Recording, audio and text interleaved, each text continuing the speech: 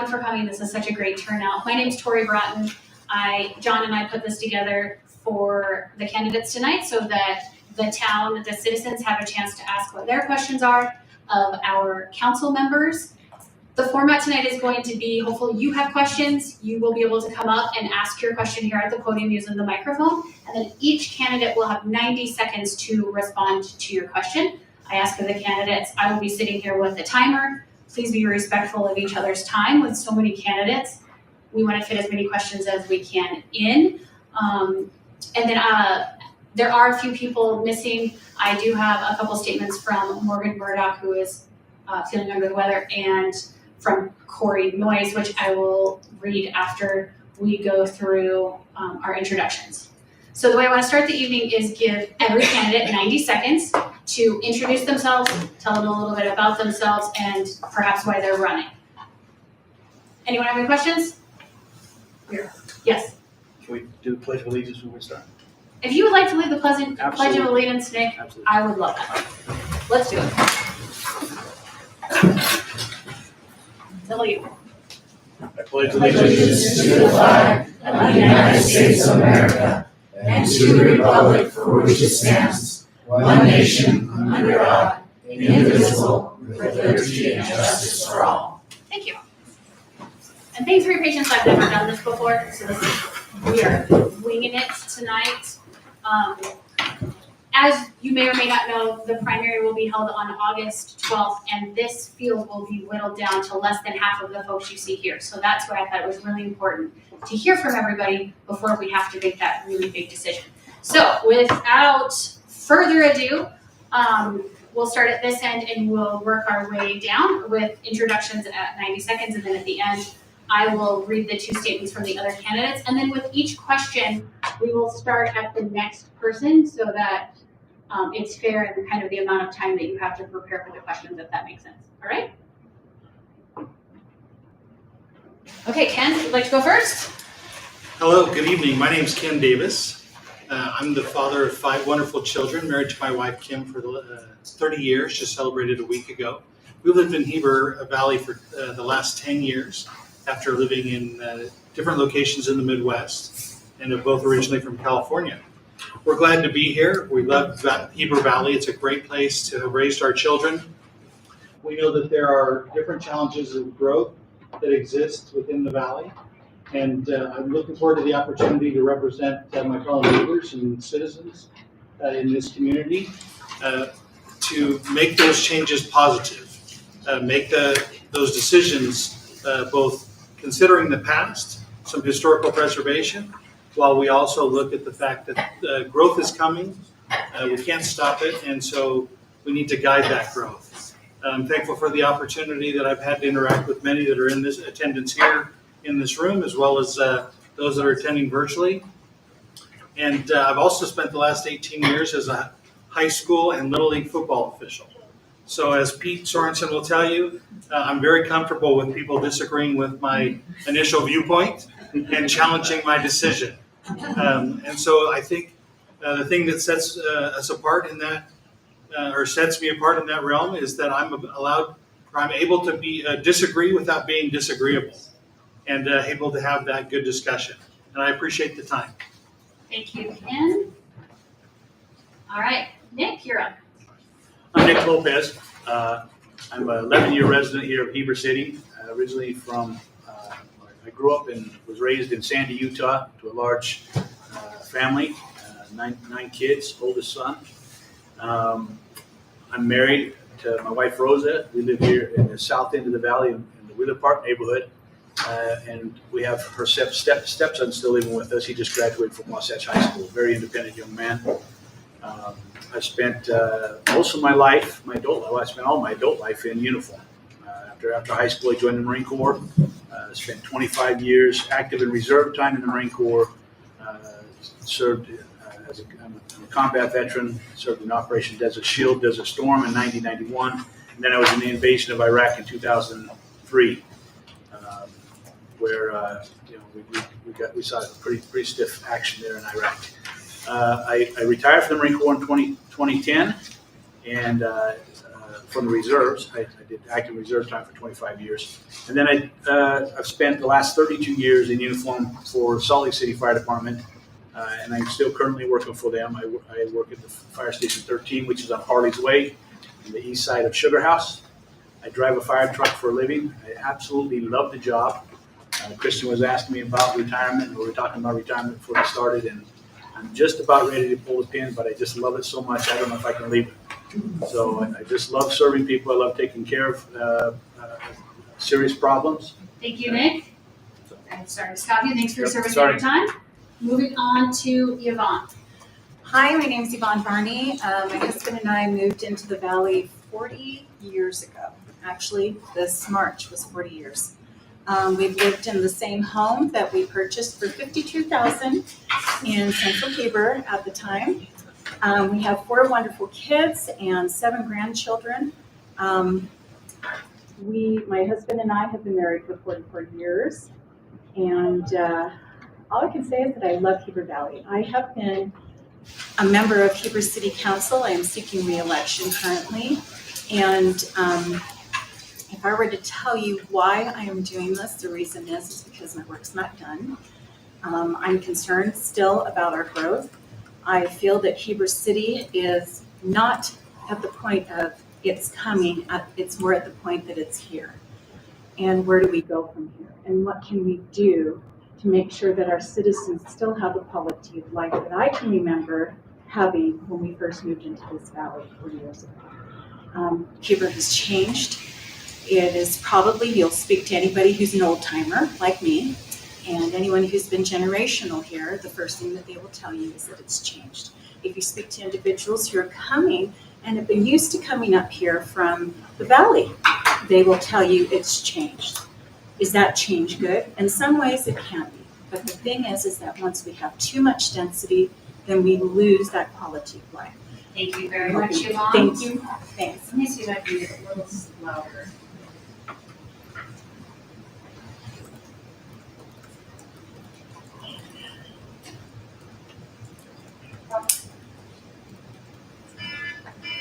It's a little aggressive, but maybe you can hear better. Okay, Jamie. My name is Jamie Hewlett, and I'm 7th generation from Heber, Joseph Stacy Murdoch descendant. I've lived in Heber most of my life. I was born in Centerville, lived there for 5 years. So I moved here when I was 5. We actually moved here because I was getting sick from the pollution, and so my mom said, enough of this. We're going to Heber for the clean air, and we would actually take photos. So Salt Lake, the air would actually be yellow and brown, and then we'd come up to Heber, and the skies were clear. So we moved up here when I was 5, so I've been here for 45 years. I've lived mostly downtown. My parents lived in Charleston. My dad was a developer, so I spent most of my life going to construction sites and laying carpet and learning all about developing, and he actually built hotels at Park City and Hawaii and all over the place. And then 2008 hit when the economy went horrible and kind of put everyone out of business. So from there, I started a property management company, and I think we're just really losing our sense of community with the massive growth. So I will talk more about that later. Thank you, Jamie. All right, Christian, you're next. My name's Christian Thompson. I just moved back to Heber 5 years ago after spending a decade in Northern California in the Redwoods. Moved here first in the 90s. And I just love it here. I love the mountains, the open space, the opportunity we have to spend time in the great outdoors. So my platform I'm around is open space. I want to follow Midway's example, pass a bond like they did, preserve agricultural land, hopefully with public access as well. Clean air, 30% of the emissions come from transportation. So what can we do today? The Summit County and Wasatch County has started with the bus transportation system. I'd like to expand that, get a bus from Provo Airport to here, Park City to Salt Lake. Clean water, I think we should expand the sensitive lands ordinance. Right now there's only a 25-foot buffer on wetlands, drainage areas. We should make that bigger. Call out to the mayor, Heidi Franco, for getting that passed in the first place. Also, third places, I think Roger Brooks' ideas and platform for Main Street Park are great and forward-thinking. What do we want it to be in 20 years? We want a walkable place that people want to come and spend time with their families. Safety and trails and paths, we need to require developers to build the paths and trails first. You look at the county's done that great with Blue Sage. They built the trail first, and now they're building the houses. And then, thinking about what makes a city great is the people who are in it, opportunities to connect, volunteer together, things like that. Thank you, Christian. And Lori. Hi, I'm Lori Rowland. I came to Heber in 2013 from Park City, where I grew up, looking for a smaller, slower paced life to raise my son, and boy has that changed. So I remember as a little girl in Park City when there was only the McDonald's at the junction, and look at it now. So I am very familiar with growth and what it does to a community. So I have to put a little feather in my cap for that. I have been self-employed most of my career in the retail business. I had a retail shop on Main Street, Park City, until my son was born. I took some time off to raise him, and then most recently, my husband and I own the Rocky Mountain Chocolate Factory in Midway. And I think that I became concerned about our town when we started searching for a location for that, and Heber Main Street was not the place for that. So we ended up in Midway. There's so many opportunities that we have on our Main Street, and I'm concerned about traffic. I'm concerned about affordable housing. As a self-employed small business owner, it's hard to hire people to work. Thank you, Lori. All right.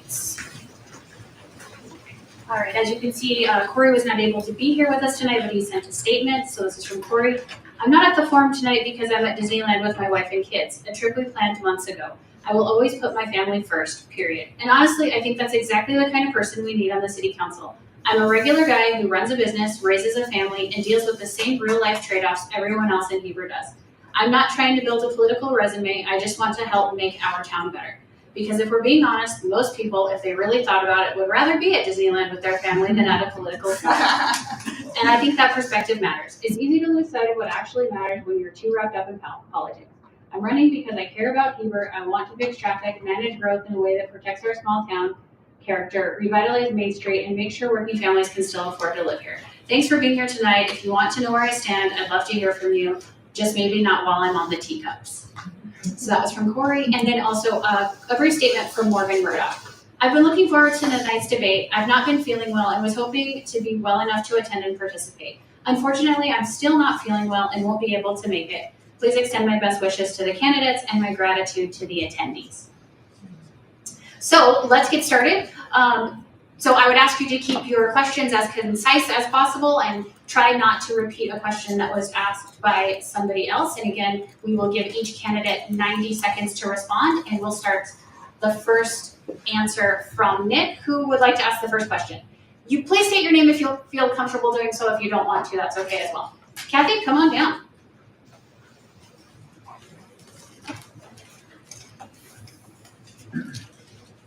I'm Kathy Carr, and I've been in the Valley. We've been in the Valley, working in the Valley for as long as Yvonne's been here, so 40 years. I'm representing myself, although I am on some community boards, and I do a lot of volunteer work. I know the community, I know the education system, the police department. I love Heber Valley. I love what we stand for. My question has to do with a sense of community. Each candidate, what does it mean to you to have a sense of community? And the reason why I'm asking this is because we can grow and we can have responsible growth. But when we start slamming on social media and talking poorly of elected officials as well as hired officials, posting their pictures and name calling, that does not build a sense of community in Heber Valley. So what will you do to, despite the growth, keep that sense of community civil professional, and represent us so that we're not embarrassed by our elected officials. Great, we'll start with Nick. Thank you, Kathy. I think first of all, you gotta have mutual respect. Respect is something earned and that is something given, both in written or verbal or firsthand meetings. I think that in this climate now, in this political climate across the country, there's a lot of rhetoric between parties. I'm glad that we're able to skip that party thing on this panel.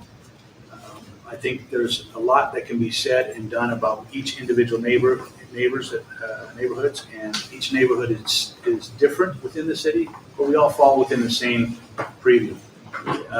As a Marine Sergeant Major, as a leader of Marines and growing up in the Marine Corps, we specifically push diversity, and we do that in a way that we make everybody equal from day one. From the first haircut, from the first time you step on the yellow footprints, you become an equal.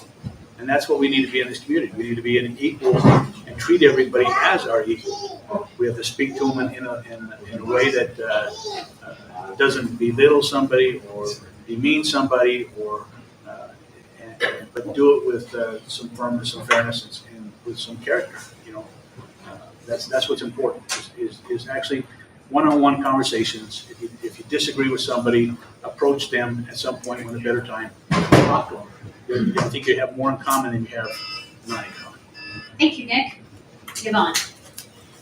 I have sat on the council for 4 years, and before I sat there, one of the things that I shared with everyone was, no matter who's to the right of me or to the left of me, I'm always going to show respect. It's difficult when you have varying views. And for me, it has never been a decision of, oh, I don't like them, or I don't like her or him or whatever, simply because they do not like what I prefer. And so I think the biggest thing is that the only way we can keep communities, first, we have to show respect. We have to have a form of professionalism when we sit as a council and when we sit as the mayor's office, and whomever is in that position, we need to make sure that we are showing that respect to one another. The city and the community follows our lead. If we are not showing respect to each other, then guess what? We're going to hear about it on social media. That's just a fact.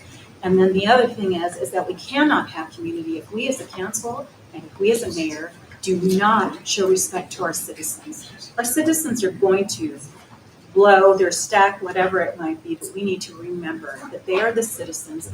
There's things that they're waiting for us to show and share with them. And if we are not showing that transparency, if we are not showing that respect to one another, they're going to turn around and retaliate towards us. Thank you, Yvonne. Jamie. So to me, our whole city is based on community, and so I think after COVID happened, we lost our sense of community. Neighbors were really talking to each other. There was just a lost sense of community, and so for me, it's always about having the tough conversations. So when I was on the planning commission, a lot of people would come in and they'd be angry about certain things, and I think when you speak to them, you just find out, okay, what are you angry about, and how can we make this so it works for everyone? And people aren't unrealistic. They're just, hey, somebody talk to me and tell me what's happening and let us know so we know. And a lot of things that's happening in the city council right now, it seems that there's one thing that's being said and then another thing that actually happens in the actual zones codes.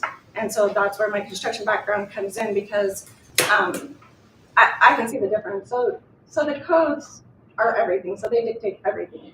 So to me, it's getting those codes to align with what we actually want, but also bringing the community back together, having those hard conversations, figuring out what people want and how we can make that happen, and just providing a great community for everyone. Thank you. Well, thanks for the question, Kathy. What does it mean for me to have a sense of community? I think community comes from shared experiences, whether that's at the Christmas tree lighting or packing the sandbags last year for the possible floods, or volunteering on a dirt crew, helping build a trail, or going over or sharing your chicken eggs with your neighbors. We need to have more opportunities for shared experiences across income lines. We don't want to have class-based segregation with communities that are gated off from other people. We want to have opportunities for people to meet new people. That's where ideas come from, mutual respect, and getting that shared experience. And of course, number one, the more experiences you have together with other people, the more time you spend talking to other people, helps you realize they're real human beings, and that'll help create that respect. I think one thing I've done is I just deleted my social media account 6 months ago. It's been amazing. I recommend everybody. Yeah. But you can call me, my phone number. I have a Google Voice number that goes right to my cell phone on my website. You can call me and talk to me, text me, or email me, or we can arrange a meeting and have a one-on-one conversation. And I think that is a great way forward. Great. All right, Lori. Well, my campaign slogan is listen, respect, and collaborate. In my field of business, it's customer service. I've been doing this for 35 years. That's how old I am. And I never burn a bridge, ever. There's always something to learn from someone else. I may not agree with what Yvonne says, or she may not agree with me, but we're friends. We're friends first. We're community members first. I believe that that most citizens just want to be heard. They want us to know. They want us to care about what they care about, and I believe that that's part of being a council member and being a community member is reaching out to others that may be suffering or anything, and just showing that you care. I think that's part of being community, and I think as a council member, you can still do that and still follow the legal rules and do what's best for the community. So never burn bridges. Who's next? Oh, wait. Oh, I'm sorry. Hey, sorry. I'm a rookie. Kathy, thank you for the question. Social media has a place, right? It has a place to provide information, give updates, and inform. But all of us are here in part because we've connected with other people within the community. As I look out in this group, I see two people that helped me move here, right? I see Heather Murdoch, who has sacrificed for the theater children, the kids in the theater program at Wasatch High School for years, right? She's well known for that sacrifice there. So the conversations that we have as fellow citizens is where that community is built. I think about the block parties that happen where discussions happen about current events and things that need to change, and those are productive. The discussions that happen on social media, unfortunately, devolve into this back and forth, sometimes misinformation, sometimes simply opinion. And so when we have the opportunity to communicate one-to-one, we fill in those voids of information that often cause the confusion and the angst. And so that's something as a council person that I would commit to is providing as much information as possible out to the community to fill in those voids. I know, again, like Lori, in my career, when communication hasn't happened, then we fill that with the worst possible scenario. But instead, if we provide more information and one-to-one connections, we'll be able to continue the community that we all feel here positively in the Valley. Thank you, Ken. My apologies. All right. Whoever would like to come up next, come on up.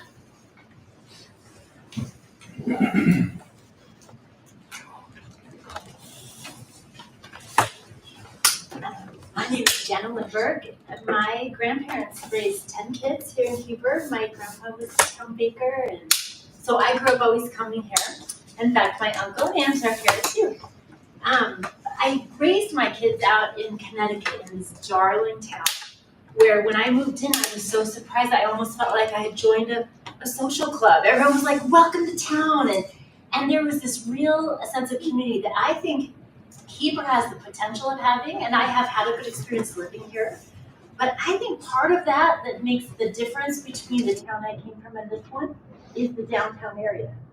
There was just this really charming downtown area that was really safe. All the kids would ride their bikes into town. If they lived in the outskirts, or they would walk into town after school.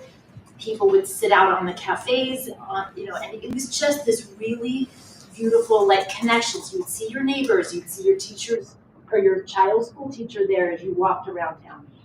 And so my biggest priority for Heber is getting the highway off of Main Street. And so I know that's UDOT's job, I guess. I don't know exactly what influence that we have, but I do know that we have influence on what happens and how it happens and where it happens. So I want to know where you stand on that, and if you're in favor of getting it off Main Street, and if you are, what are the solutions? What can we do to make that happen? Great, thank you. We'll start with Yvonne. Okay, so first of all, let me say I'm sorry. It's hard when I'm seeing that stuff. Forgive me, I'm not good at that. So I'm just gonna say what I feel. First of all, in order for us to have the downtown that we should have had and kept, there's a lot of things that will have to change. We cannot keep saying that the bypass is going to change all of that. The bypass is something that is more an infrastructure that needs to happen in some form. But until then, trying to build a community, like you said, that you just came from in Connecticut, is done by listening to each other and by making sure that we use certain tools that we have. One of those tools is the CRA. Now, this is a controversial. It is something that a lot of people look at as, okay, you're going to come in and the city is going to take my property. That's what part of the misinformation has been. That in order for us to put into place infrastructure and build a community from the inside out, which would be our downtown area, you have to have money. If we don't want to tax our community to the point of being unable to live here any longer, then we need to find other tools, and one of those is the CRA. I don't have enough time to get into that, but that's one tool that we can use to help our community and build our community from the inside out. Thank you, Yvonne. All right, Jamie. Okay, so I think it's important to talk about induced demand. So if we, in theory, so I've been here almost 50 years. So in theory, you create another road and the traffic disappears. But in reality, everyone who's not using Main Street because it's so busy end up coming back to Main Street. So the problem with the traffic is the increased density. So we've been approving properties without the proper infrastructure, with no rhyme or reason.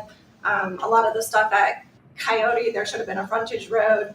It's funneled right into Highway 40. So that's a main highway that we can't make disappear. So I would like to see community gatherings more centralized, where they're coming off, they're more off of Main Street. There could be a path going down to the old Heber Creek Road, the train, things that make sense. The plan right now is C Street that goes into another road that we don't own as a city. It's a UDOT road, which they plan to expand. So funneling people that way is not a good solution. So I would like to funnel people another way where it is actually safe, where we're not having the busy roads.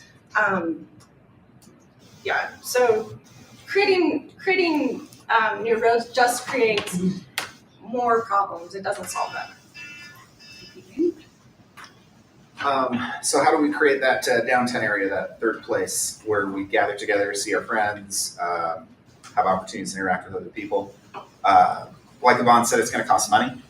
So how are we going to pay for it? I'm all for upgrading Main Street Park, putting in a skate rink in the summer, ice rink in the winter. Other towns have had great success with that. Even have an income stream from skate rentals to help pay for ongoing maintenance. And then the pedestrian path. I mean, if you ever have a chance to go to a city that has a pedestrian-only path, it's a game changer for the city. People gather there, they sit there, they have their meals, they chat, they play games. That'll be a great thing for Heber City to have. So big advocate for that. And then on waiting waiting for the bypass road. I guess we've been waiting for a long time for a bypass road. But the Olympics may speed things up. We'll see. I definitely advocate that it swings in at 900 North by the Smiths so that we don't end up with two freeways, one on Highway 40 and then the current Highway 40, which is going to be expanded, and then a new one through the North Fields. Let's minimize the amount of pavement we do. And I do agree with Jamie that you build roads, you just end up with more traffic. A better solution long-term would be trains and buses. We had a train that went down to Provo. Let's bring it back. We had a train that went up to Park City, down to Salt Lake. There's some great plans there with the Rio Grande Station, Salt Lake City, having it line all the way up to Park City. Can you remind us what CRA stands for? Community Reinvestment Agency. Okay, well, I mentioned, one of the reasons I decided to run was because of the downtown. So I'm all for revitalizing the downtown. I mean, who doesn't love Thursday night at the park? I mean, even myself, when she told me it was Thursday night, I was like, I don't know, I'm really hooked on the Thursday night at the park and talking to friends and eating and listening to music. I'm all for it. There are some creative ways to pay for that, which I won't have time to go into, but I believe that's part of building our community and coming together again. Also the bypass, obviously we've been waiting for quite some time. I'm glad I'm not the one that has to decide which of the two it's going to be. There's, bad things on both of them. But I want to be positive and I want to support whatever choice is made, and let's just make this downtown something that we can be proud of, that we want to go to, that we don't dread having to drive from Walmart to Smith's because it takes 20 minutes. Let's be positive and go with whatever UDOT decides. Jana, thank you for the question. I think it's a two-part question. The community downtown revitalization, reinvestment. Applause to the current council and previous councils that have done work on that to already get towards the Heber 2050 vision. So I think that's something, a walkable downtown has been shown in thousands of communities to be a positive thing to help with that for both vendors as well as community options there. Roughly about 7 years ago, I attended the Wasatch County Council meeting, where it was reported that Main Street was developed for a max of 30,000 vehicles per day. But from April to September, it averaged 58,000. Right? So an average almost double means the max is probably triple. So a bypass road at this point needs to happen, right? It's established with those facts. And yes, traffic will come, but we want the traffic that right now makes it not a manageable downtown Main Street to move elsewhere. And UDOT are the experts on that. They are right? They know how to build roads, they know how to do it effectively, and they know how to manage that traffic. I hope that the council and the county council will work with UDOT to make it a priority project before the Olympics. The Olympics are coming to Utah. We want to be able to put Heber's best face forward when that happens. And having that traffic managed is the way to do that. Thank you. Nick. Big question, big problem. And the way I would address this with the UDOT has the ability to do more with the ground it already owns. Right now, we need something now. We're still in a study thing. We're still waiting for answers. We're still deciding which of the two options for a bypass. And yet, some of those new renderings and ideas of frontage roads and that are now going to start taking out businesses that in homes and new developments and walking paths with the frontage roads along 40. UDOT has a roughly 250-foot swath right now from River Road all the way through the south end of the valley, going through the narrowest part of the downtown. I think they can do more with that. They can put in, they can still be a walkable Main Street if they reduce the speed limit on Main Street. You're going to have the traffic, but to force that traffic there's been talks about narrowing Main Street, widening the sidewalks, making one lane and doing angle parking. I've seen those renderings. And to me, that's almost irresponsible for how much the population is going to grow in the next few years. So we need to do something work with UDOT in getting more traffic control devices put in, more right-hand turn lanes, speed reduction, those type of things to make that more of a walkable Main Street line the way it sits. Thank you. Who's next? Kimo, come on down. Tori, I'll substitute any questions you want. Hello, my name is Kimo Paulson. I'm an outsider. I'm a county head coming to see you big folks in a big city. Every decision that Heber makes impacts the whole valley, so that's why I'm here. While I don't have a vote, I appreciate the voice that this forum offers. I admire all of your courage to run for office, except for one of you, maybe two. I don't know if you know the time commitment and the life-changing effect being in office will have. I always tell people running for office, you can't lose. If you win the office, you win. If you lose the office, you win. From time to time, I watch the city meetings online to stay informed because it impacts all of us. I've got a know-it-all uncle. Maybe everybody has one of those. His name's Google.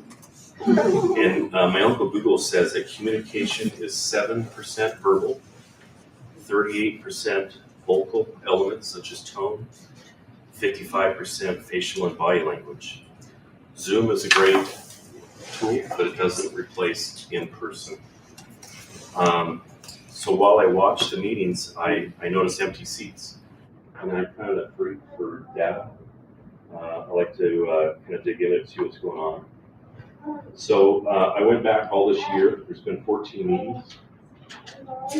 And it's not a very scientific study because they didn't want to watch the whole meeting. I just went 15 minutes in and I took note of empty seats. And there's always good reasons for it, sickness, family events, or being on Zoom. But this is what I found. A fewer compadres in the current council. Mike Johnson, he's in that seat 100% of the time. Yvonne, 100%. Heidi, 100%. Aaron, 71%. Sid, 79%. Scott, 50%. My question is this for all the candidates. How important is in-person meetings attendance to you? And do you have personal obligations that may keep you from in-person meetings? Thank you. Jamie, we'll start with you. Okay, so I think being there in person is very, very important. I've gone to several meetings and some of the times I've been the only person there until 11 o'clock at night. I have been watching them all online for the last 2.5 years, and then I record them and upload them to Citizen Portal so that they can be transcribed and so that they can be pushed out into news sources so that we can get the exact verbiage from the meetings. I don't think there's anything that can replace. I know the world is getting so technical, so there's nothing that will ever replace one-on-one. Seeing somebody, looking in their eyes, talking to them, communicating with them, there's no other way to replace that. So I'm committed to being at every meeting. I was on the planning commission for almost a year. I was there at every single one, but I'm also committed to doing the hard work. I review every agenda before I go out to sites. I look at how this is actually going to affect, and then I know what the actual codes mean. So it's easy to say, oh, we're going to do this, but when you write the actual codes, developers will take whatever they can get. So making those codes match what you actually want is very, very, very important. Thank you. I think it's important to be there in person. Personally, as a software engineer, I have a pretty flexible schedule. I can work from home those days that I need to be at the meetings, so I can be at the meetings in person. I commit to be there. And then, like Jamie said, the importance of understanding the code, reading the meeting agenda before it happens, and yeah, I'll be there at the meetings. All right, Lori. All right, well, those who know me, when they heard that I was doing this, they were like, are you insane? You're already busy. I work a lot of hours, but I do have a really supportive husband who always also thinks I'm insane, but we are partners in our business, and I have one son who is 17 in high school, and they don't need you anymore then.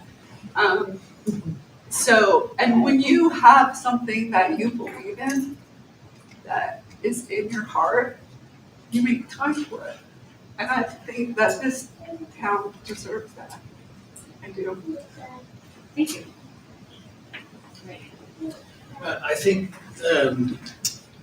one of the things that stood out to me was the fact that some were there and some were there, not there 100%. One of the things I think that we don't give the council members enough respect for, and the mayor, is all the work they do outside of the council meetings, right? So while I appreciate your data, like you said, it's non-scientific in the sense that I think the council members, and I think all of us here, will do the work beyond the meetings to prepare ourselves for that. I work in a current career that I cover every state west of Colorado, right? So I have to rely on virtual presence with customers, and I think the same thing could be done to support the city, because I use a phrase that my wife uses from her quilting experience, right? And that is, done is better than perfect. So if the council member gets the job done, does the work that some of the others have described here, and is present on the meetings virtually or in person, they're getting the job done on behalf of the citizens. I totally agree that in person is the most optimal way, but I am so thankful for what the pandemic taught us about virtual opportunities to engage with others, to have discussions, review information, and move things forward. We don't get stymied just because we can't be in the same room, and I'm thankful for the people that are joining this virtually tonight. Thank you, Ken. There. First of all, I think it's important to be, absolutely important to be at the city council meetings. But as it's been said before, that's not the whole ball. And to be available for the residents is what's really, really, truly important. To me, that's 24/7. I mean, I shouldn't be afraid to have my phone shut off in the middle of the night from a city councilman. I should be able to take that call in the middle of the night, as I did as a sergeant major and a first sergeant. Hey, when my Marines gets in trouble in the middle of the night, needs a ride home because he doesn't have a ride home from somewhere, then he's going to call me and say, hey, I need something. So being there for the residents 24/7 is a commitment that I will make. As a Marine and fireman, commitment is just part of service, and I guarantee you that I have the time. Currently, I'm just waiting for Reason to retire from fireman. I've got a retirement coming in from the Marine Corps, so I've got the time. I've got a loving wife that is totally committed to me. She's sitting in the truck outside. She's kind of embarrassed coming in here, but she's watching this. She's totally committed to this, and she knows what the commitment is. She always knows what the campaign is. She's done that a couple of times. So we're ready to handle this. We're ready to be there for the citizens, but to be there for the research and development parts of the meetings. So absolutely. Thank you. Nick, Yvonne. So as far as being there online or otherwise, I have been there because that's something that I've chosen to do. I appreciate our citizens who take the time themselves to come into our meetings, to share their concerns, to ask questions, and I feel that, for me anyways, I'm not a know-it-all. I don't have all the answers, and so sometimes I have to be there. I must be there for when those things are discussed, when they're shared. There's been times that I have done it online, so I'll correct you. Maybe 90% of the time I am there in person, but I get sick. People have moments where they're with family, they have tragedies. We're human. We don't have a perfect schedule. I'm a grandmother, I'm a mother, I'm a wife to a wonderful husband who is very supportive of me. But even during those times, it's not easy to show up. It's not easy to be there and sit in that seat every single meeting. And it's not easy sometimes to be the perfect city council member or citizen.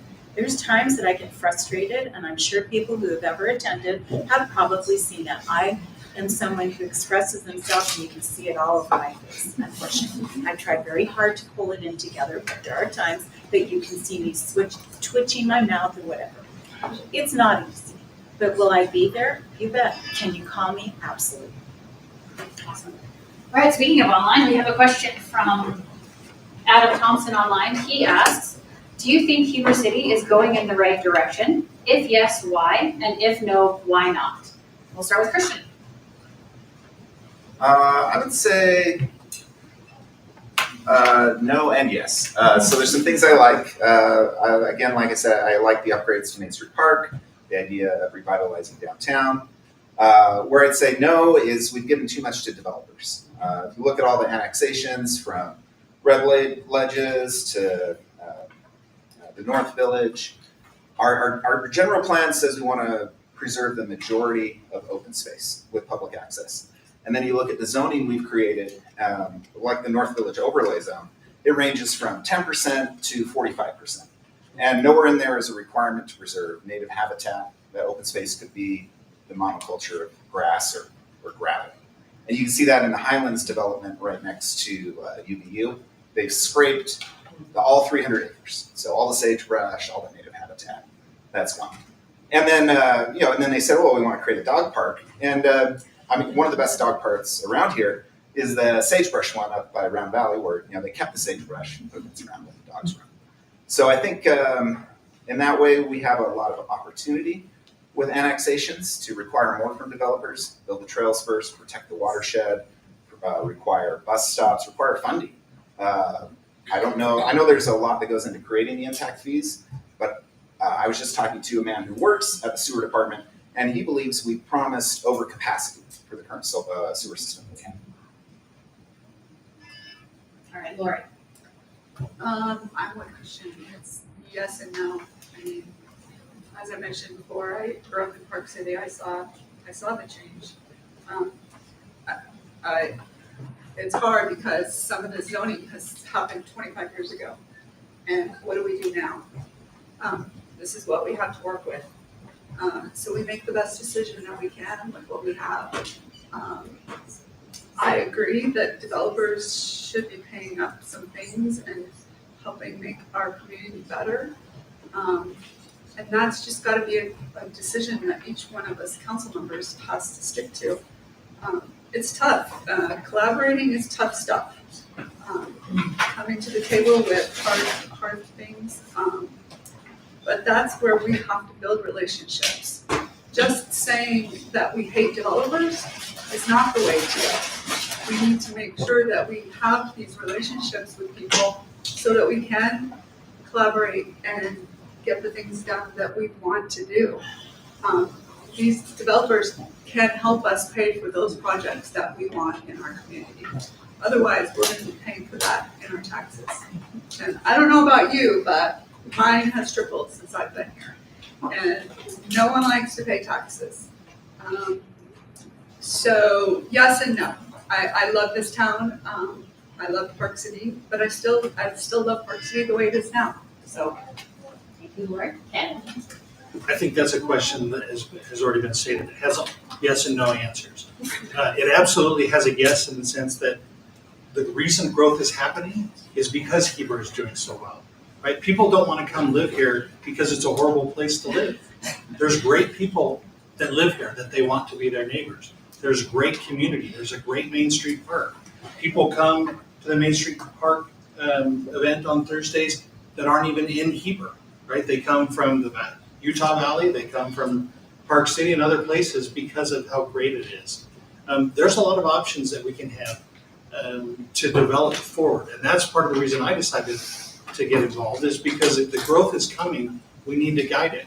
What's being decided now has been decided 5, 7, 10 years in the past, whether it's been zoning, planning, and so on. Some of the decisions the council's having to make now are the final decision. But some of the things have already been approved under different statutes and law. And so we need to, again, continue to guide that so that, as Christian said, right, we have more walking paths, biking paths, community areas within the developments that have already been approved or that we will approve in the future. There's been places in California where every development has a community facilities district that has taxes specific to that development, beyond maybe the impact fee. So that's something we can look at as well. Nick? I'll go with the standard answer, yes and no. I think we've done some good things within the city. I've been here 11 years, and in 11 years we've made improvements with the police. Police department's made great improvements. The fire department's made leaps and bounds of what they're doing, and that's because they've hired some good people. The two chiefs over there, I'm speaking of, the city police officer and the new fire chief are doing leaps and bounds. So those things are promising. They have more plans to improve that. So yes, that. But I'm here because I think that we're not, in some ways, we're not going the direction, in a good direction. One thing I see that's crossed every comment I see on social media, comments in city council, is giving our citizens their voice and allowing them to speak at these council meetings instead of limiting who can speak, how many can speak. We're not listening to what they want. This is our city, and the residents' voice needs to be heard. They need to be, whether that's, listening to one night, we don't have to vote on it that night. I think we can listen to it. If we need to have a bigger venue for a very important topic, we need to do that. But the changes, the changes I see need to happen is again, taking consideration. Everybody has needs and desires of where it's going to go in the city and what they want and what is important to them. That's the biggest change. Nick? John? Okay, so the good is that we have found a way to communicate with our citizens in some direction. The good is that when the citizens are not happy, guess what? They're right there at our door. That's a good thing. As far as the growth, do I really think that this has been good? No. It has been uncontrollable. It has been annexation after annexation. I'm sorry, I am not someone who's going to sit up here and tell you that this is good, because it's not. We have not been able to sustain it. When we say, we bring in more revenue if we build more, has anyone seen their taxes go down since we have built as much as we have? The constant annexations, that is not something that's positive, it's not sustainable. We are doing everything from the outside in. We should have started here. We should have started in the downtown. All of the improvements that we're making now at the park, wouldn't that have been great? Wouldn't it have been great if we put our roads in prior to all of the annexations that we said yes, yes, yes to? If I were to say, I can stop all that, I would be fooling you and I would be lying to you. I can't. The reality is this. Where do we go from here? I'm the only voice that says no often. There's many times that I'm saying no to those annexations. Where we go from here is the citizens have to decide what is more important to you. That's it. So do it at the voting poll. Thank you. Jamie? I am 100% no, it's not going into the right direction. I don't know if everyone knows what's already been approved, but nobody has any idea. Most people don't have any idea what's coming and how much density has been approved. Every single meeting I go, developers are in there wanting more density. Our general plan requires 14 acres of park per 1,000 people. I have neighbors with living 20 people in a home, and I think we're failing miserably. We need to protect everything that makes Heber home. We need to protect our heritage. We need to protect our historical buildings, and so that we need to protect our quality of life. Every single person we bring into Valley costs us money. So they say, if we can just add more, then the price is going to go down. It's not going down. Inflation, the price is raised. We have to pay. If we annex something, we're required to provide services to that. So that means we're paying for garbage services and snow removal and police and fire and sewers. Our sewer is maxed out. There's absolutely no thought into any of this. It's just pass. And I hear multiple times at the meetings, well, we're not going to be here, so what does it matter? there isn't anything, well, there's a myth about, All right, who's next? Angela.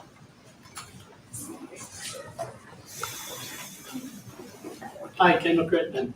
Affordable housing is a critical issue in the valley. As I read your platforms, I think every one of you have that on as a platform item. So we need to provide it. It's a real challenge with the cost of living and the cost of land and everything in Wasatch County and in Heber City. But it is a challenge.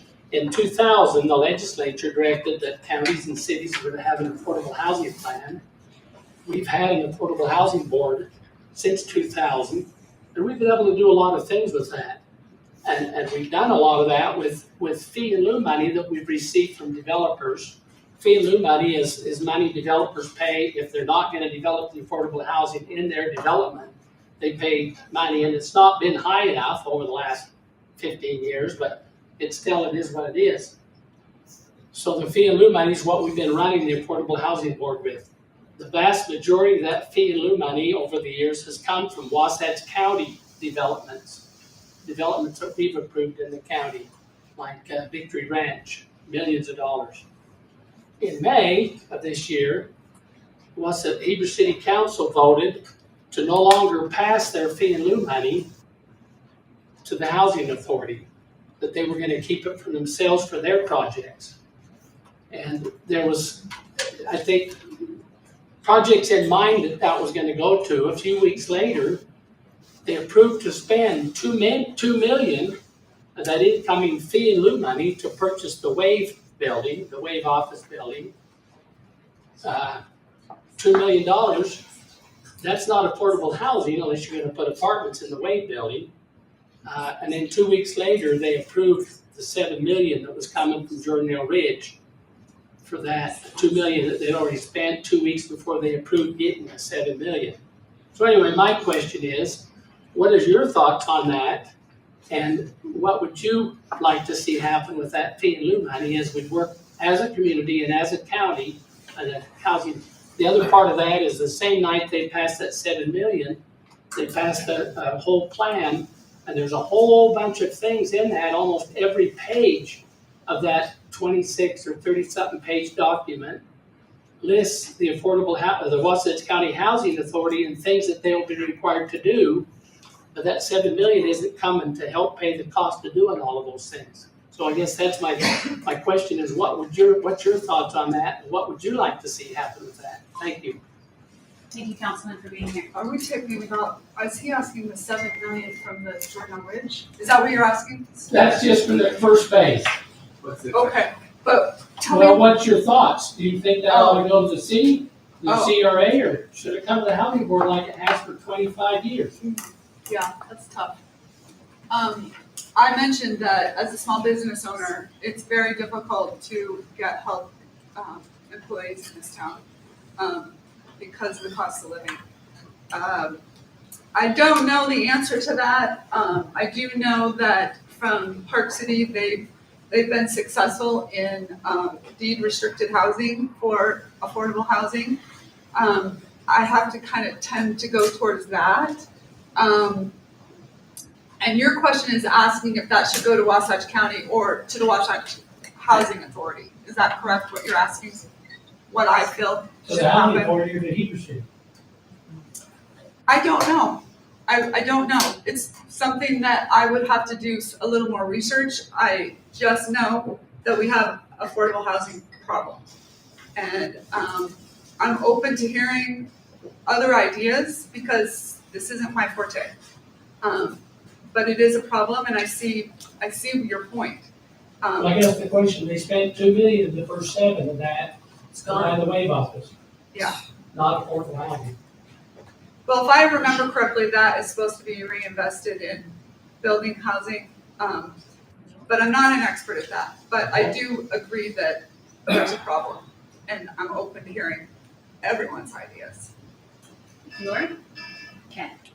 So interestingly enough, today I had a work meeting where the discussion was all about revenue recognition, and there was a battle on that. So again, let me introduce myself again. I'm Ken Davis. Someone texted me and said they don't know who's up here talking still. They got late. So I would encourage you to say your name. My name's Ken Davis. So I think part of the question, right, is who has the statutory authority to make decisions about affordable housing? Is it the county? Is it the Public Housing Commission? Is it the City Council? They bought the wave as part of that discussion for a revitalization plan that is to include, as far as I understand it from the June 1st meeting, where there was the discussion about how they're going to lay out the different plots of land that exist in the CRA area. So I think the money is not as important as who gets to decide these decisions. Mr. Crittenden, you're making decisions in county land. We have to make decisions in the city incorporated area. That's All right. how it's set up. Okay, so it makes it in all of them, right? I think that discussion is, but who makes the final decision about the coding and how it's developed? Is that the housing authority or is that the city council? The city. Okay, so there may be a discussion for why those funds were reallocated differently, and I think that discussion can still go forward. I don't think the county, the housing authority, or the city council is trying to steal anybody's money. They're trying to use it to get us to an affordable housing resolution within the valley. Thank you, Ken. Nick Lopez. Nick Lopez. All right, so I respect Mr. Crittenden's position because I know he's been working with the county for so many, many years, and he knows so much more, and he's a vast wealth of knowledge when it comes to housing. And I'm going to agree and say that all the money that the city's gotten or should be going to the housing should go back to the housing. We have to work together because this isn't just a city problem. It's a county-wide problem for affordable housing. And so we got to work. We've got to work together. We got to either maybe we need to reestablish a connection with the county and come up with some type of low affordable housing group within the two governing bodies to make that happen. But it just seems too easy within the city council to spend taxpayer money.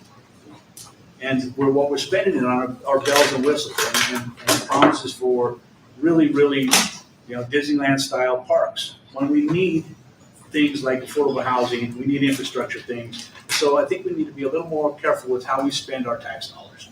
That's extremely important.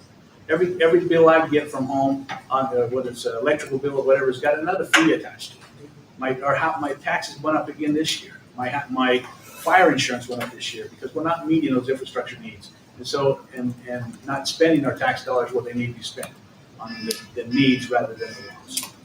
Thank you, Nick. All right, so first let me take accountability. Yes, did I vote for that? It was a very hard answer to that. Yes, I did. And the reason I voted for that is because I feel that we do need to do something downstairs.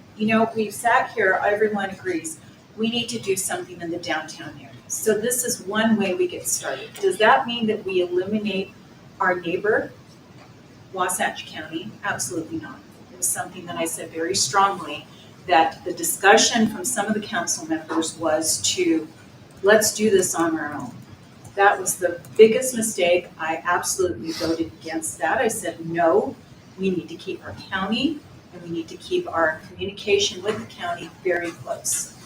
So is this something, first, I can't say affordable housing. That is a word that's just not realistic.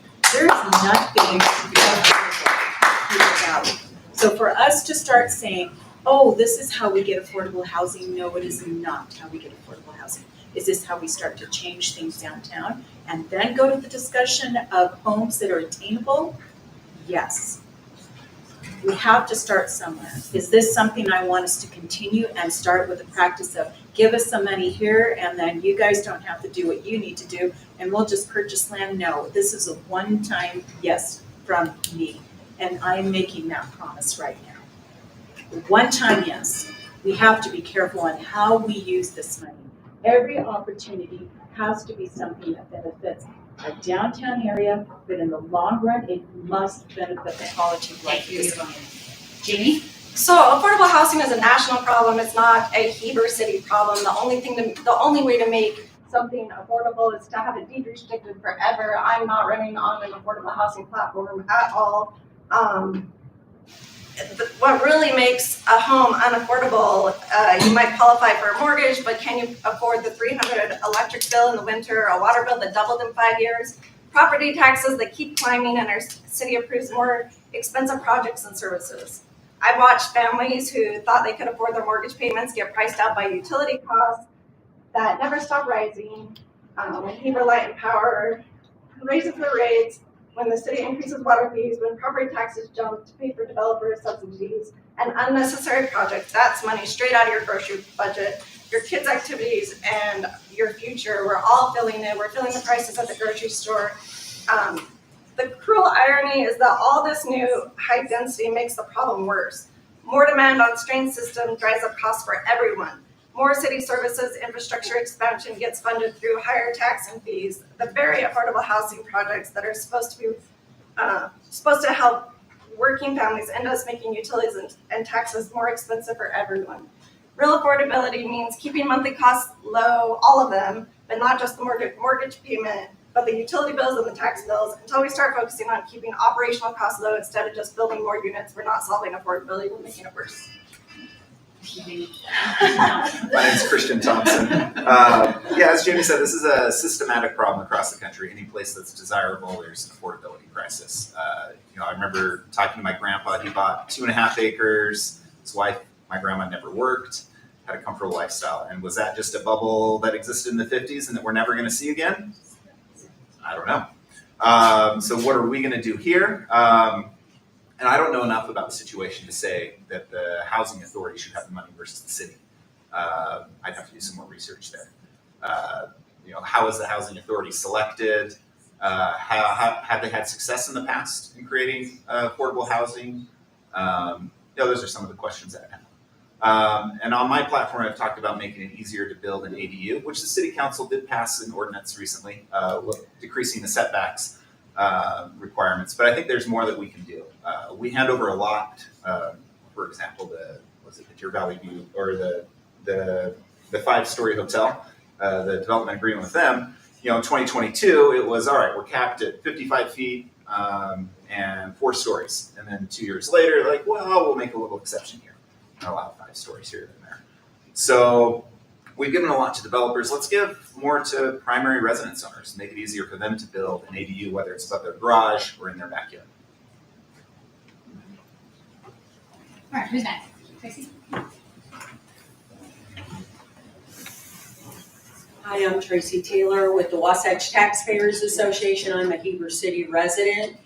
I'm glad that question was before mine because, I really commend all of you for running. I think what has happened in our city and city council meetings just in the last 6 months, everybody should know what has been going on.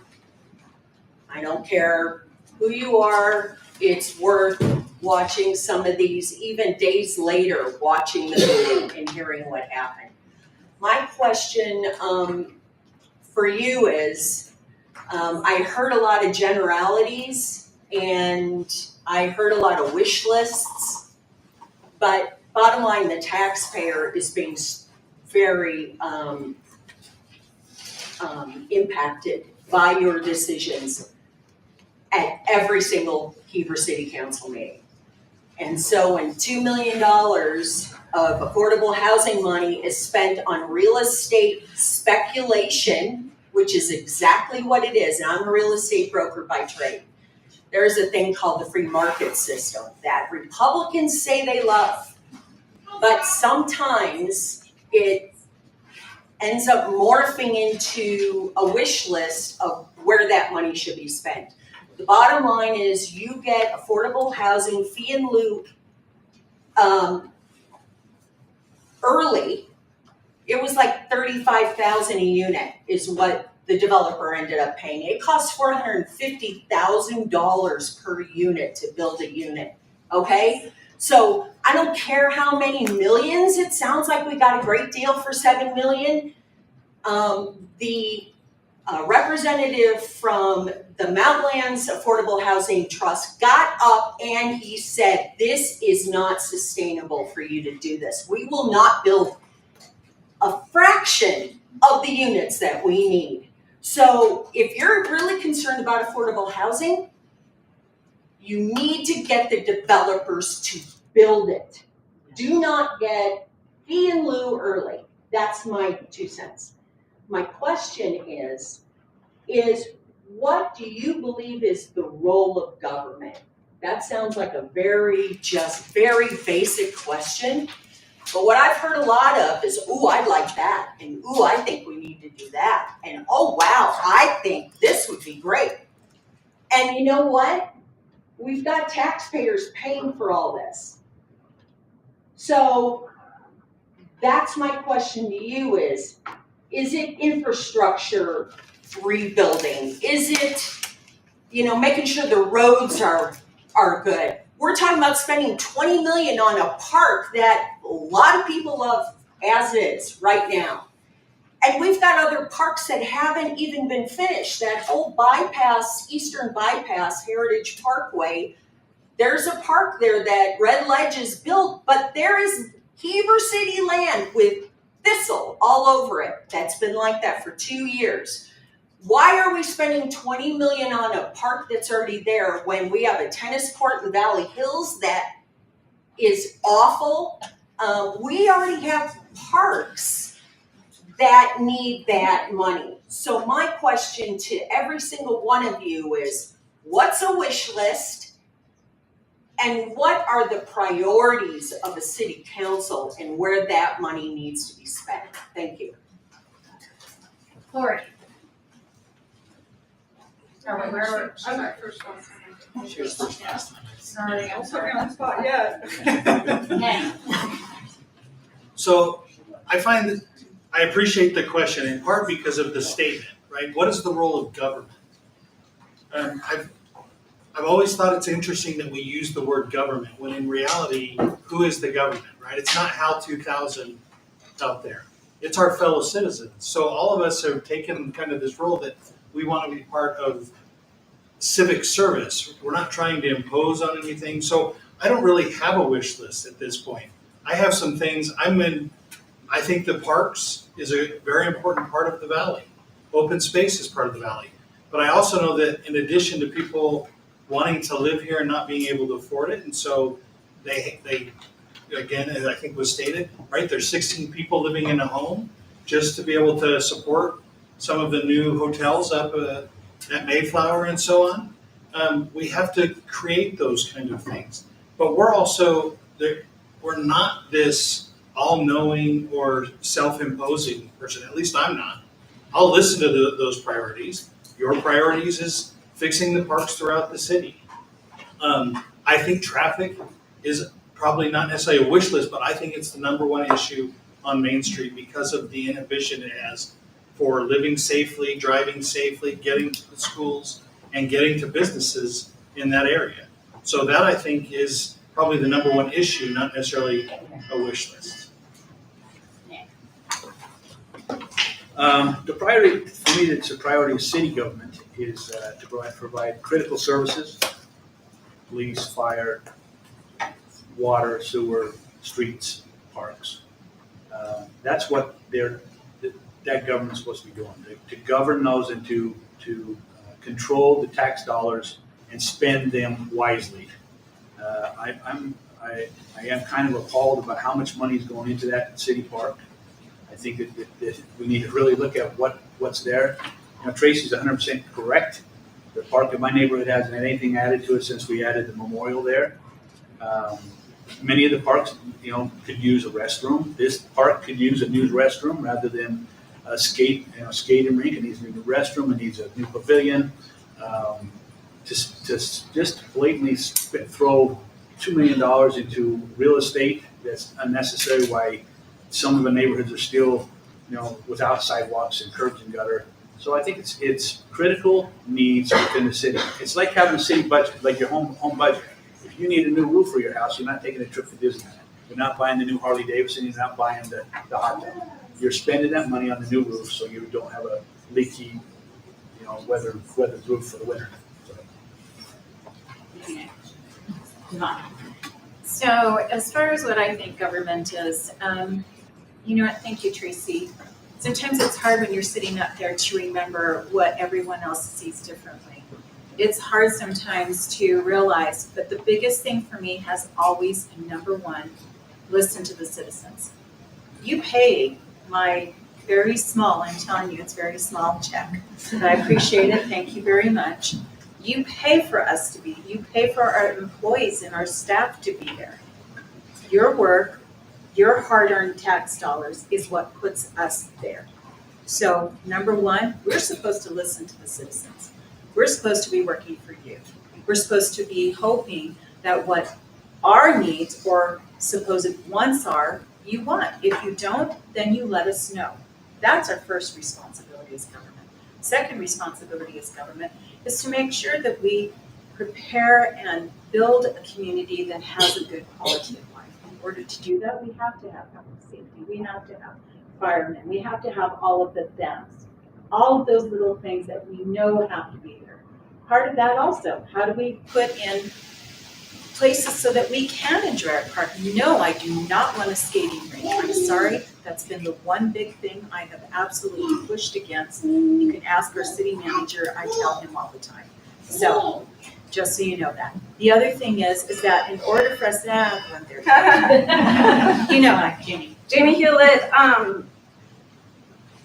my wish list would be to have fiscal responsibility and pay down our debt, first and foremost. The role of our government should be to protect our sustainability.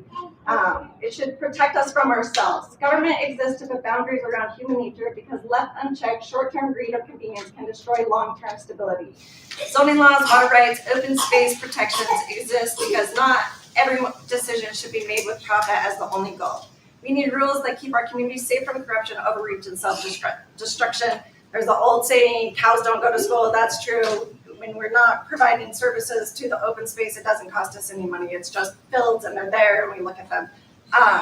The government should protect our quality of life. Government should ensure that everyday life, our peace, safety, traditions, family rhythms aren't overrun by noise, traffic, pollution, or chaos. It should safeguard our clean air, beautiful views, quiet neighborhoods, safe streets. That's not overregulation, that's stewardship. And it should protect our investments. Our homes, our water systems, our roads, our schools, these are massive community investments. Government is the guardian of those assets. If it mismanages its growth, burdens us with taxes, or neglects infrastructure, it erodes not just our finances, but our future. So that should be the role of the government. It shouldn't be, we want this, we want that. There's a way to make it so developers pay for what we want. We shouldn't have to. Christian Thompson again. What is the role of government? Protecting, creating, life, liberty, and justice for all. On a wish list, I think it'd be great to have a skating rink and a roller rink. How are we going to pay for it? Maybe we do it in stages. If we don't have the money, the famous skit, you don't buy it. And saving up money from the town tax to make the effort. And then with the ice skating rink, other cities have installed it, and it has been a revenue stream to pay for maintenance and employees handling, rentals. Roger Brooks was talking about. They were making $200,000 a year just off of the skate rentals at that park. So the thought is, if we invest now, will it return more later? Is we create more of a destination, more business, more opportunities for businesses to have pedestrians walk in. So in my estimation, it probably will. Like, look at the open space fund. I think we should do. Wasatch County spent $10 million, and they've saved like 60 million, more than that worth of acres of land because of very generous landowners and the community willing to put conservation easements on their land. So I think of it as an investment that will pay off, an open space bond, an investment in our parks and our trails, and not just a wish list. This is an investment. Thank you. Okay, well, the role of government, that could be a real philosophical question. If you ask my husband, he'll tell you that the government should just be protecting us with the police and the fire department and nothing else. But unfortunately, that's not where we're at. I believe that the government should be a partner with us, not the boss of us. Do I have a wish list? No, because I'm glad Tracy said that. I have no idea that the park over there needs a new bathroom, or, I don't live there. That's what we need to build these relationships, these conversations that, hey, so-and-so needs this, or, the park needs this. And that's about building relationships. Once again, I can't say that enough, that life is about building relationships and collaborating and getting things done that we need and what we want. When it comes to investing in different things such as real estate, I go back to my own business. When I make $5 off of a chocolate, am I going to go and just spend the money on something frivolous, or am I going to reinvest it in some more chocolate so I can make another $5? So.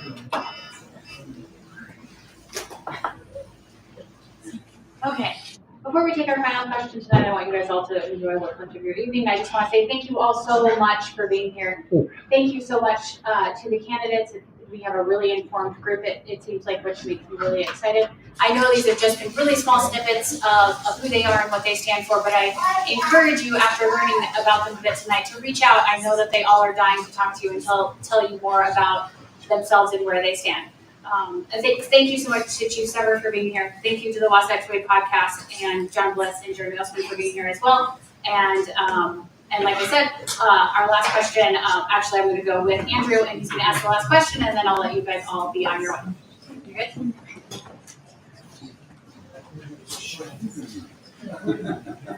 I just want to thank the candidates for taking their time out and coming to talk to us all night. I think it's really important that we all ask the questions, hear what you guys have to say, and are able to make informed decisions what's going on. I'm going to roll things back to kind of something that was mentioned actually in the paper today. Many of you had open space concerns listed in your candidate profiles. But right now the city doesn't even have an open space code, or really doesn't seem to have a plan around it in any kind of way, be that interlocal agreements, be that zoning, be that actual plans that are put in place with developers, et cetera.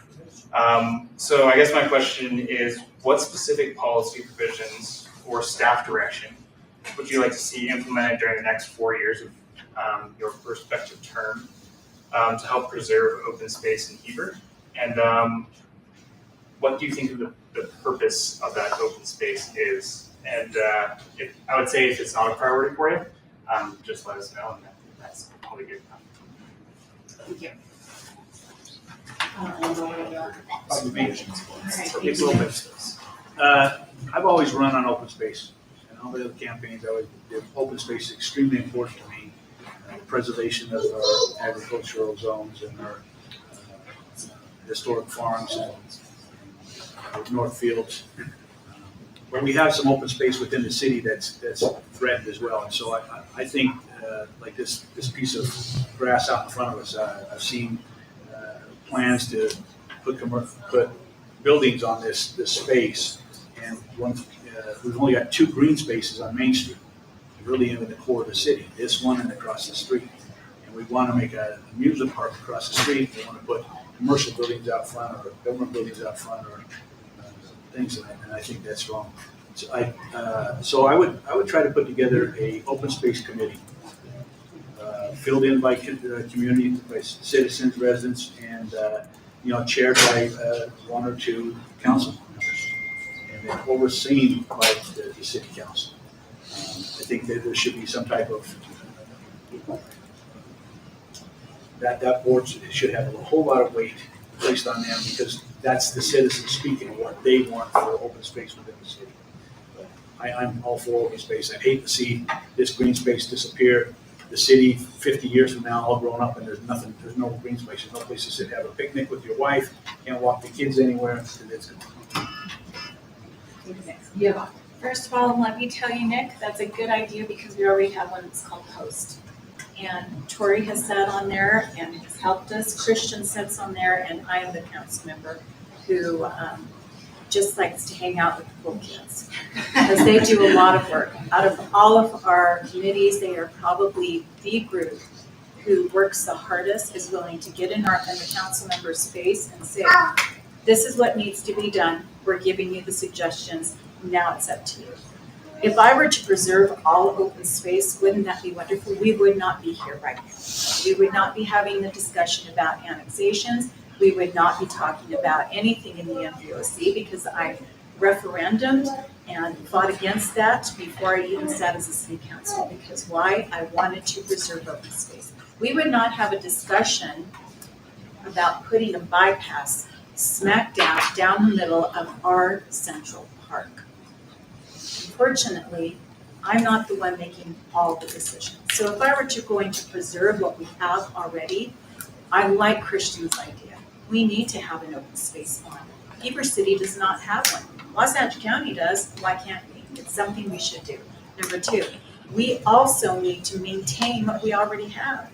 It's hard for our crews to go in there and keep them pristine and to look at the problems and to fix the problems, fix the parks that are still struggling. But we have to have that discussion. So that's something that I definitely will want to do going forward. Jane. So that, I was speaking about a myth earlier that, past council members have done this and there's nothing we can do. You can do whatever you want to do. I've noticed that people are just concerned about density, and they're kind of attacking every field that we have. So it's the government that limits the amount of development to protect ourselves. So if we're just paving over every single square foot, but it's the city who allows that density. So you make the codes, you can allow that density. People come in, they get the density switched, and then they sell it the next day. That happened at Red Ledges, and then they promised that they would put in a pump station. They never put in the pump station. Developers promised roads, they promised parks, they promised this. But that's when all of the codes come into effect, because you have to have the code say exactly what you want. So people are using their drainage field as a park. So you have the little dips, they max out the density, and then they put a little drainage field, and then they say, here's our open space. That's not the way the code was intended to be read. That's letting developers have a huge profit margin and doing nothing for the community, and we're left with the cost. We're left with the utilities. We're left installing a $300 million sewer, a $200 million power. We are left with all of the liability. They're gone, and right now So some policy changes. So Heber City was approached about annexing Highlands East, creating basically a whole new village over there. And after lots of discussions and the county saying, no, we don't want that, the city backed away. I think it should be the policy of the city, with an opportunity like that. Look at what Summit County has done. They passed a $50 million open space bond, and they purchased 8,000 acres, the 910 ranch. So that's a great public open space, beautiful, creek going through it, beautiful sagebrush, trees. Our policy should be, we have an opportunity to annex 4,000 acres and then raise the money and work with the county and Utah Open Lands. We should buy and preserve as much open space as we can, because there's not going to be any more of it. So yeah, I think that should be the policy of Heber City Council. Preserve as much as possible. And how are we going to do that? We can do that by changing our zoning. We have to be in the nitty gritty. Change, the general plan says we want to save the majority of open space. Well, we need to make that 51% in the zoning, not 10% or 45%. We need to expand the sensitive lands ordinance. Like I've said before, there's only a 25-foot buffer around wetlands. I mean, that's tiny. That needs to be greater. And then there's nothing in there that says we need to preserve native vegetation. And why? Why do we want to do it? I mean, we live here. This is our planet. We should work to preserve it. Right. I think we all live here because of open space. That's how we started here.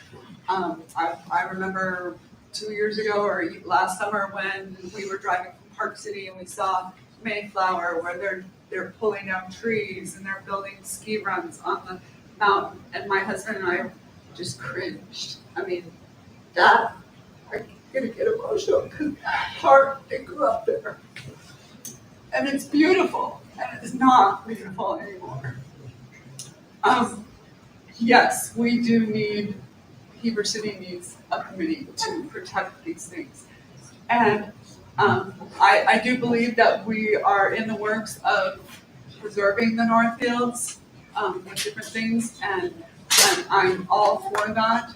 But I do think that we need a committee to help us decide what are the best options for this. The other cringe that I get is Jordan Mill Ridge. You know, that was zoned for that, but 6,000 houses is a lot of homes. And it does make me cringe. This is my home. And I want to keep it beautiful. So yes, I believe that getting a committee together for Heber, we deserve that. So Ken Davis, I think every community, it's a balance sheet, right? Open space is essential. To Lori's comment, it's why we moved here. It's why we love Heber Valley. Things have been zoned in the past and development's coming because of that beauty and that open spaces, people want to live closer to it. So we need to guide that growth. Challenges with bonds is that we all talk about taxes. Who paid back the bond payments to those that purchased the bonds? It comes from taxes. So there's a lot of math that goes on there. And I'm fully open, I'm supportive of an open space bond. Now, the question was asked to UDOT whether they would buy the open space around any bypass freeway. The statute doesn't allow that. If we want to buy that as a community to help with the traffic, but also keep the open space, that's another discussion that needs to happen. So I'm very much in support of open space, but open space is not the only challenge that our valley is faced with. And so of those priorities, it's in that top 3 to 5 of things we need to do. And having a committee that's already discussing it, having action in place is great to have. We need to continue that and balance that with the other needs of growth and the infrastructure that needs to happen to keep this valley a place where we all want to be, to go to that open space.